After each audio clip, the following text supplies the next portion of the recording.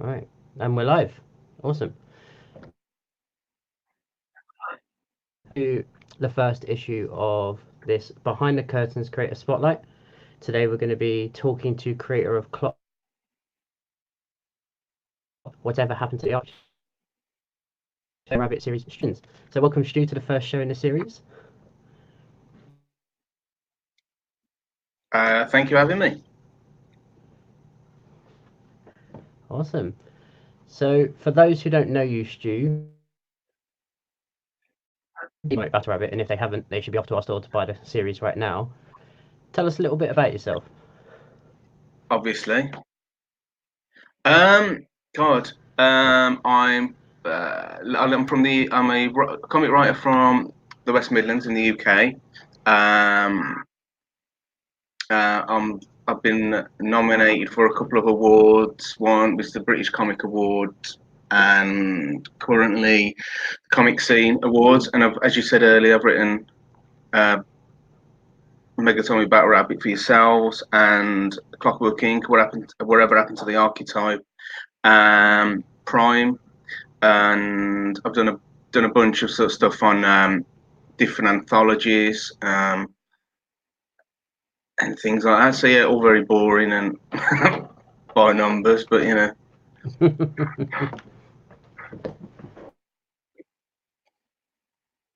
So, in case this is a new series, so in case anyone doesn't know, they're going to be quite fast and furious questions, trying to.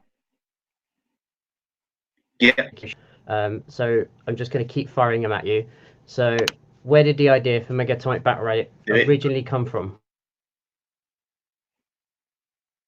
It started with the title, and it was God, probably maybe 4 or 5 years ago. When at the time my other half was a nurse, and it was a day she was working a night shift, and our kids kept coming into the bedroom all through the night and asking this, that, and the other.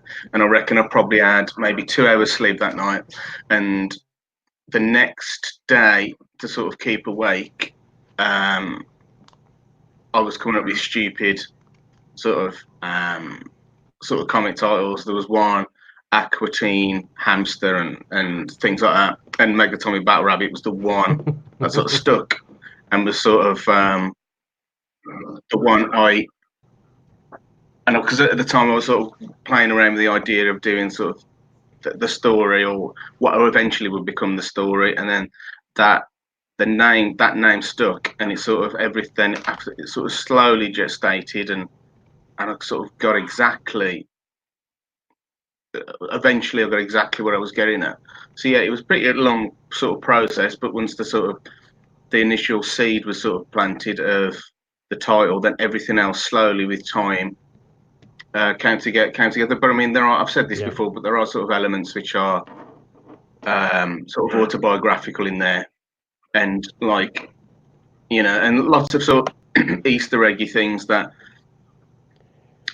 No, unless you know, I mean, if you don't know, it's not going. It's not. You're not going to sort of miss an out. But the house or the street is certainly that Dexter lives on in the story is the street that I grew up on, and the school that he goes to is the high school that I went to. I mean, and there's lots of little things like that, and sort of obviously it's set not obviously, but it's predominantly set in West Bromwich, which is where I was sort of brought up. So there's sort of lots of Easter eggs for me in there. So it's sort of part autobiographical, in so much as Dexter it was based on me at that age, and obviously very fantastical because I never found a 6 foot talking rabbit in my dad's shed. So.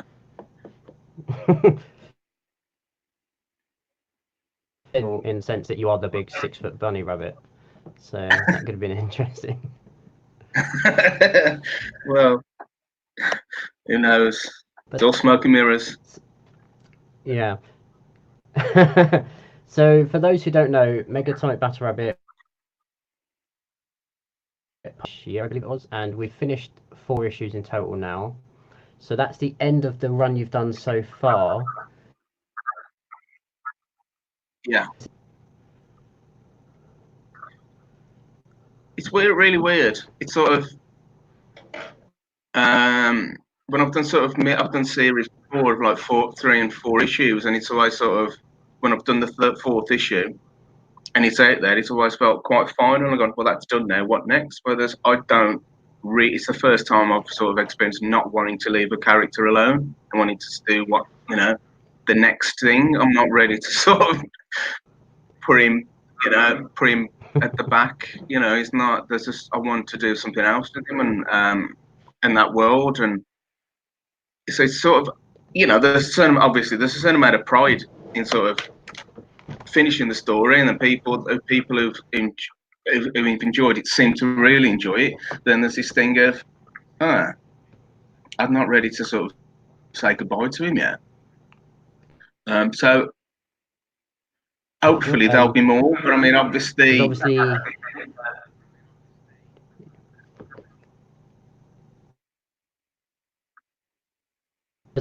Now that it's concluded, like, have you thought of what the next story might be, or is it still in the early stages of in the box? I've got some ideas. I mean, the sort of idea I'm toying around with is some sort of backstory, or showing more of sort of Priscilla's motivations, which was a sort of was in the original. It was in the original run, but it got so sort of not over complicated, but there was so much stuff going on. I wanted to keep it fairly sort of simple.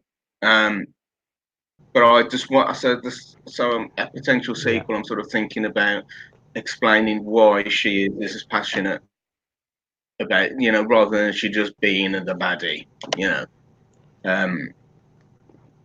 So that's there's that, and then for those who don't know, of course,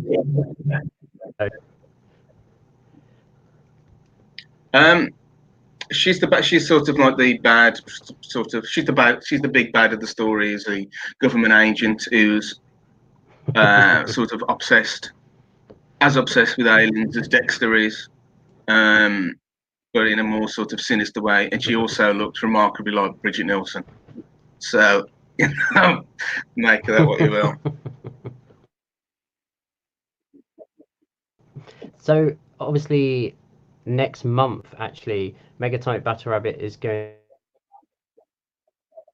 to pull out Corker in Comic Scene magazine, which is obviously going to be hitting newsstands across the country and overseas. How do you feel about that? Are you excited? Insane. It's insane. It really is. Like, even though I've seen sort of proofs of that issue and things like that, I will believe it when I go into WH Smith's and get it, because it's weird to think that if you'd have said, if I went back in time now and said to the 12-year-old me, one day you're going to have written this thing and it's going to be in this magazine, and in the same magazine there's going to be stuff by John Wagner in it, his head would have exploded. It's insane, like that. This. Yeah, I hear you. You know what I mean? Like, it's you sort of go, well, because they put they put a really nice sort of review on it on their podcast, probably beginning of the year now. And then they put a thing on Twitter saying, "Where else would you like to see?" And I just thought, oh, I'm just going to take a punt at this, like not expecting anything to come of it. And then I get this message from saying, "Oh, we're talking to your publisher." I'm like, sorry. Yeah. I mean, the fact is sort of, when you hear about bands saying way back when nobody really took them seriously until they got on Top of the Pops. It's exactly the same thing because I think because it's in like a proper shop. Do you know what I mean? And it's a real thing, It's really weird. I can't.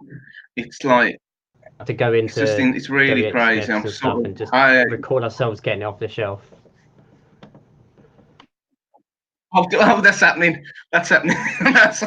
that's definitely happening. It's sort of. It's just great, and like there's no way in the world I'm just going to sort of casually just wander in and buy it. Do you know what I mean? I am going to be poking people in the ribs and saying, "Look, I'm in this. Buy it." So yeah, it's just a really not. It's really the nicest sort of weird because there's loads of stuff. I mean, sort of, as I say, I've seen sort of proofs of it, and I really like the other stuff in there. So, and it's just, it is genuinely my favourite magazine. So, be sort of a small part of it is insane. And as I say, it being, I mean, the fact that it's going worldwide now is even crazier. So, obviously, my hope is that more people see the story and sort of are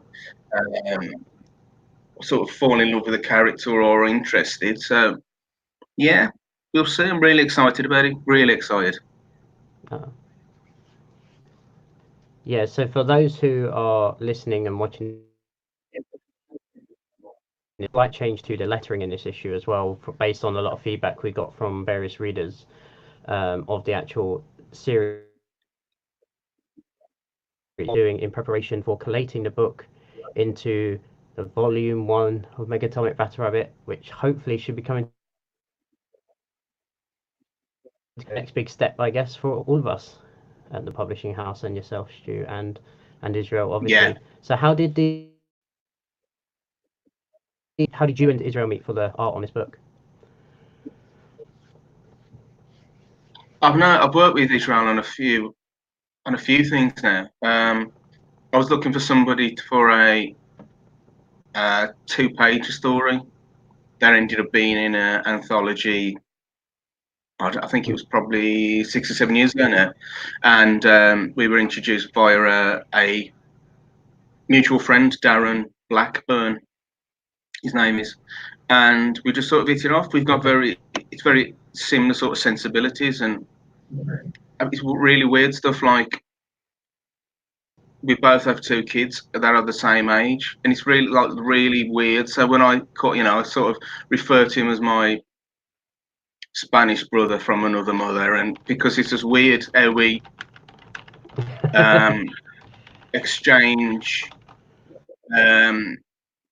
these sort of broken English emails, and yet I very rarely have to sort of explain anything to him when I get messages, about scripts, and saying he'll say, "What about this?" We don't have that sort of thing. We seem to be on the same wavelength, and I'm very lucky in that respect. That is sort of like he gets as excited about the ideas that I have as I do. And when I came up with the original idea, to be quite honest, he was the only person I thought of because he's got that sort of I don't know, sort of Ben 10 of style of sort of art and stuff like that, that's tonally what I was sort of hoping for. But yeah, I've worked with him a ton of times, and I've spoke recently about the charity and a group of creators are going to be donating stories for Little Heroes Comics charity, and obviously we're having Megatomic issue 1 into that. But I was speaking to Israel yesterday, and I've actually reached out to him to ask him to redo the cover of issue 1 to Megatomic Battle Rabbit with antlers on and a kind of Christmas suit. So we're going to be very interested to see how that comes out. There's like a little for the people that want to pay attention to it. Oh, wicked! So. Yeah, I mean that's going to be the best what on earth image. Oh, definitely. So I think he sent me that over today. So as soon as I think maybe do a little tease on it on Twitter because I think everyone would like to see that. So cool. So yeah, definitely. That'd be cool. Up to keep it short. So is there anything that you would like to add in terms of what's coming?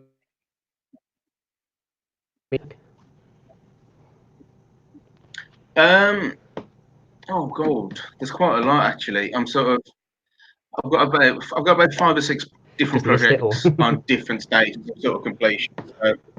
So other than the Megatomic Battle Rabbit trade, I think probably the next thing that'll be out, there'll be a all 4 issues of Whatever Happened to the Archetype. That'll be coming out through Marcosia. There's a ton of stuff. There's Awesome. there's sort of like a adventure sort of there's a story that I sort of explain as what would happen if Audrey Hepburn was a 1960s steampunk James Bond, and that's sort of my pitch for this particular thing that I'm working on. And then there's like a retelling of Okay.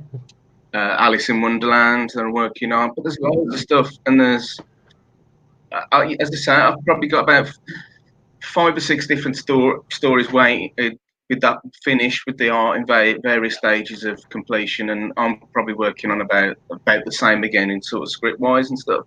And from sort of scripting a couple of things where at the things that are some stuff is basically just scribbles and bits of ideas and stuff. But yeah, so the Megatomic trade and Whatever Happened to the Archetype trade, that'll be beginning part next year. Yeah, man. So where's your next convention, Stu? Where can everyone see you next? I have none booked at the moment, although I'm sort of talking. I've talked where I currently work into doing a sort of Comic-Con in the store, because I work in a craft store, and they want me to organise something Comic-Con there. So maybe that, but I've got nothing booked. I mean, I'm not going to be doing anything this year now, but probably next year I'm hoping to do some of the MCMs and the bigger ones and stuff like that.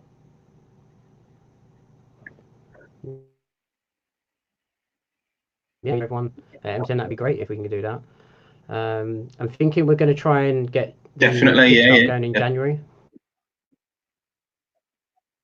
Cool. Okay. So just one last question before we go. Where can everyone? Yep. Twitter is probably your best bet, which is just at Stu Perrins. I'm all pretty much on there. I'm on there quite a few times throughout the day. So if you want to harass me online, that's probably your best bet. Definitely go and do that. So thank you everyone for stopping by this very quick behind the curtain creator spotlight. We're going to give everyone that is working with us on all various projects, different books here at Fair Spark Books. So until next time, stopping by and being part of the first one. It was great to have you. Yeah. Thank you. See you later. Bye, guys.